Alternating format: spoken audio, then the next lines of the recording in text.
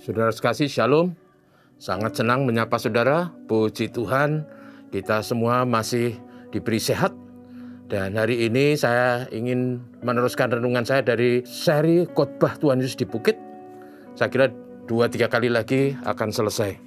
Kita sampai di pasal 7 ayat 21. Dan saya beri tema, Kristen setengah-tengah tidak punya arti. Teksnya berbunyi demikian.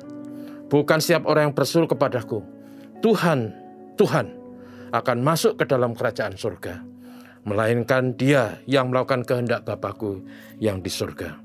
Saudara sekalian, kata-kata Tuhan Yesus ini harus kita perhatikan dengan serius.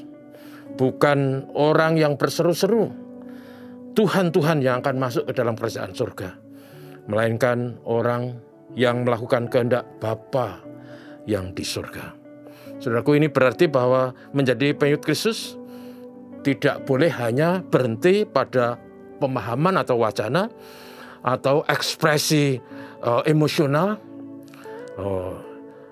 Bukan hanya misalnya pamer nama baptis atau bahkan aksesoris salib, kalung yang besar, melainkan suatu komitmen untuk dialami dalam kata dan laku, dalam sikap dan perbuatan.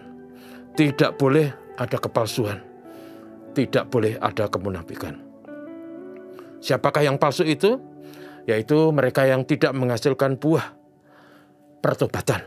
Firman Tuhan mengatakan bahwa orang yang tidak menghasilkan buah sesuai dengan pertobatannya akan ditebang dan dibuang ke dalam api, lalu dibakar. Sebab dia hanya menjadi pohon yang memberi harapan palsu, yang hanya menghabiskan hara dan nutrisi tanah tanpa memberi manfaat bagi yang menanamnya. Kekristenan yang hanya iman dan wacana serta ekspresi emosional hanyalah sebuah kekristenan seperti pohon yang tidak menghasilkan buah. Seperti nabi palsu yang sudah kita bicarakan kemarin, yang menyuarakan firman Tuhan atau kedengaran seperti firman Tuhan, tetapi sesungguhnya bukan firman Tuhan, dan bahkan laku nabi itu tidak menunjukkan sikap dan perbuatan sesuai yang dikatakan. Saudaraku, kekristenan sejati hanya bisa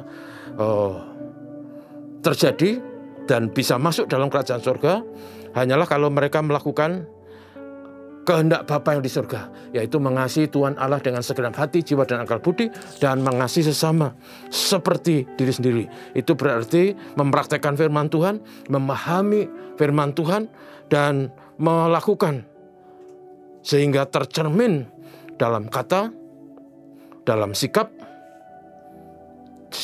terhadap Tuhan dalam bakti dan ibadah kita, dan juga sikap terhadap sesama sebagai ekspresi kasih yang terwujud nyata dalam laku dan sikap hidup yang diwarnai kasih sejati. Kasih sejati kepada Tuhan dengan mentaati sabdanya, kasih kepada sama dengan rela berkorban bagi sama.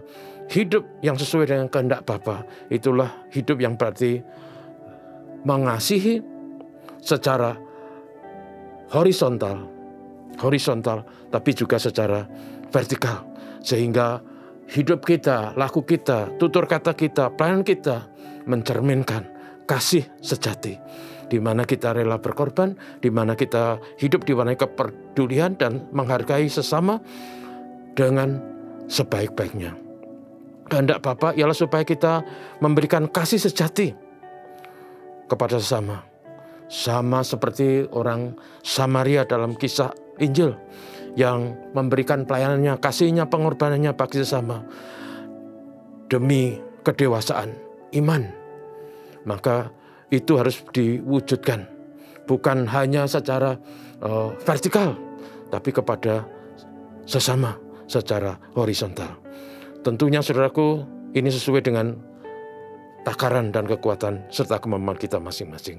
Mari kita ingat bahwa Kristen setengah-setengah, artinya Kristen tanpa praktek dan perbuatan yang nyata, itu tidak punya arti.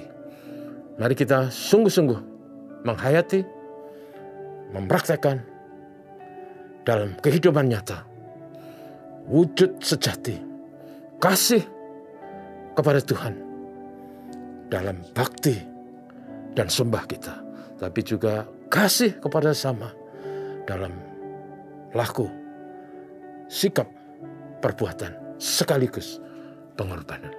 Kiranya Tuhan memberkati kita. Mari kita berdoa. Tuhan, terima kasih.